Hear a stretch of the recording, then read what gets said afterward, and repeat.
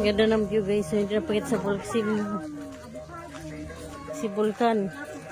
Naiya lumabas. Oh. Lahat yan. Kikita nyo. Kapit sa... Ha? Yan. Ayan. Ito yung sa tulo. Nang-speed level siya ni Kades. Nagkaan sila. Pag maguling sa akin si Darla, yung kita na kalsiyan. Hindi ako kasunundoan ko lang. Si Tuban lang yata nagaway kibin. Si Tuban. Ano naguli? Pag nakuda yan si Ramon.